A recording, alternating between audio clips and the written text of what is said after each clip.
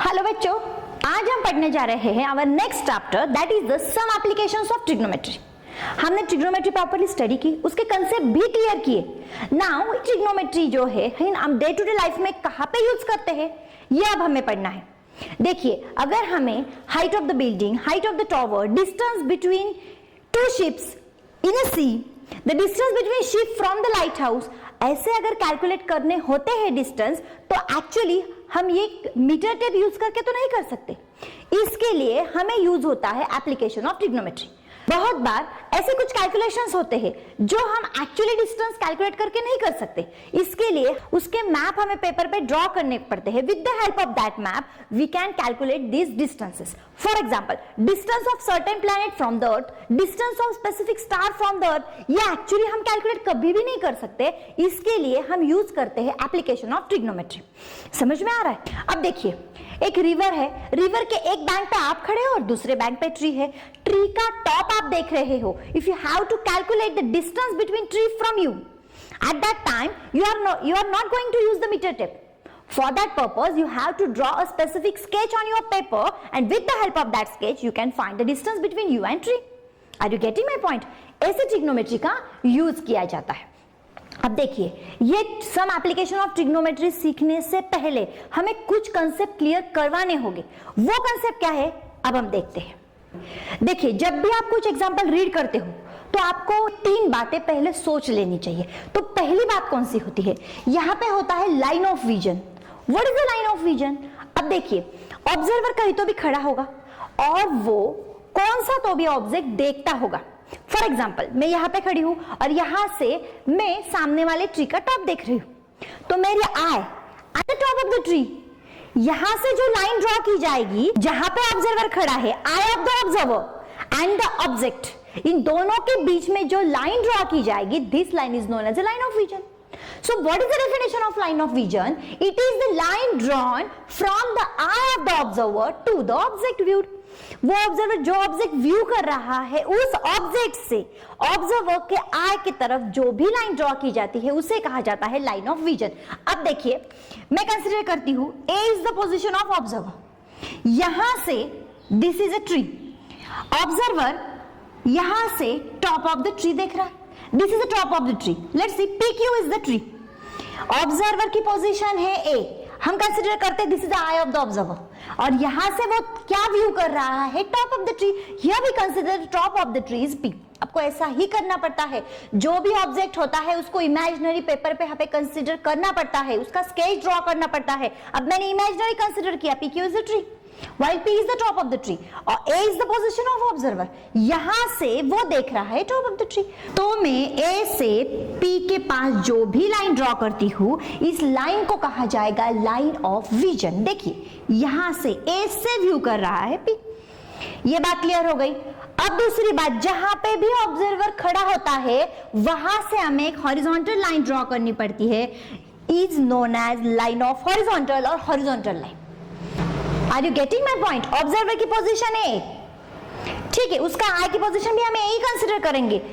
PQ is our tree, while P is the top of the tree. He observed the top of the tree from there. So it is a line drawn from the eye of an observer to the object viewed. क्या view कर रहा है वो? Top of the tree. तो this line AP is known as line of vision. तो देखिए, जब भी एग्जाम्पल आप रीड करोगे तो पहले आपको ऑब्जर्वर की पोजीशन लोकेट करनी होगी।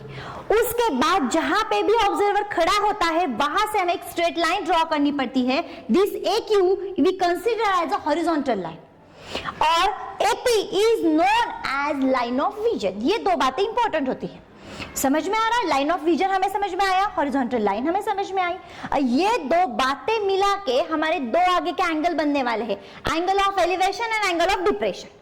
So let's see the first angle of elevation. अब देखिए, ये कब बनते हैं? अब हम एंगल ऑफ एलिवेशन पे पहले बात करेंगे। जब भी ऑब्जर्वर डाउन साइड पे होगा और वो ऊपर टॉप साइड पे देखता होगा, यानी नीचे से अगर वो ऊपर देख रहा है, तब समझ लेना ये एंगल ऑफ एलिवेशन है। Are you getting my point? So let's see. If the object viewed is above the horizontal line, जो भी ऑब्जेक्ट है वो हॉरिजॉन्टल लाइन से above होगा, ऊपर होगा, then the angle between the line of vision and the horizontal line is called angle of elevation.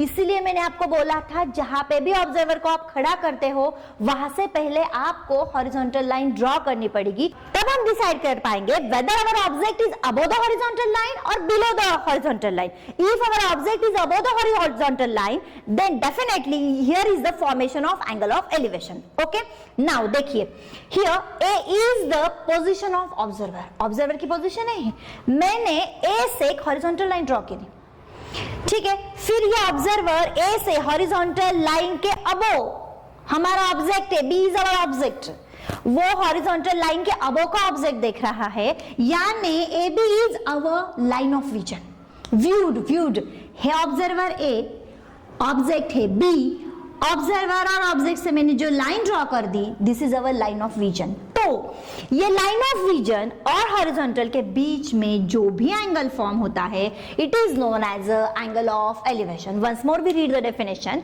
if the object viewed is above the horizontal line, then the angle between the line of vision and horizontal line is called angle of elevation. In this situation, we say that angle BAC is an angle of elevation. समझ में आ रहा है? Angle of elevation. ठीक है, आने वाले example में जब भी हम स्केच ड्रॉ करेंगे, हम पहले ऑब्जर्वर को खड़ा करेंगे, जहां पे भी ऑब्जर्वर खड़ा होगा पहले हम हॉरिजॉन्टल लाइन ड्रॉ करेंगे, उसके बाद लाइन ऑफ विजन ड्रॉ करेंगे।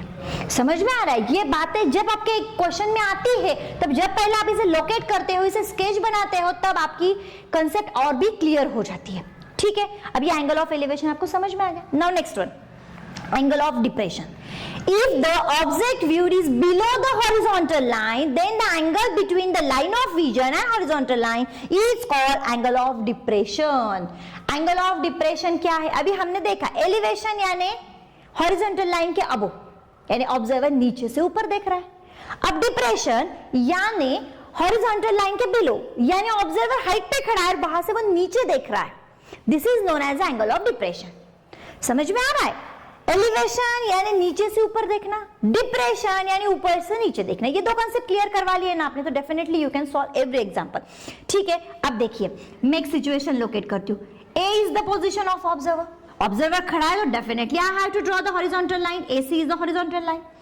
अब ये ऑब्जर्वर सी कर रहा है, ये ऑब्जर्वर व्यू कर रहा है ऑब्जेक्ट बी। ऑब्जर्वर से ऑब्जेक्ट के बीच में जो भी लाइन ड्रॉ की जाती है उसे कहा जाता है लाइन ऑफ विजन।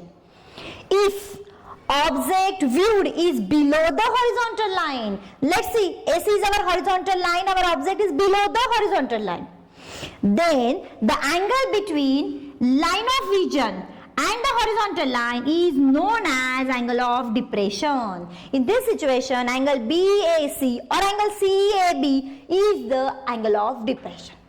ठीक है, ये बात समझ में आ गई। अब जब भी एग्जाम्पल सॉल्व करेंगे ये बात आपको पहले करनी पड़ेगी, उसके बाद ही हम आगे बढ़ पाएंगे। कौन सी बात? Once be reminded. पहले हमने देखा line of vision. Line of vision is the line between the eye of the observer to the object he viewed. Okay, उसके बाद हमने देखा एंगल ऑफ एलिवेशन।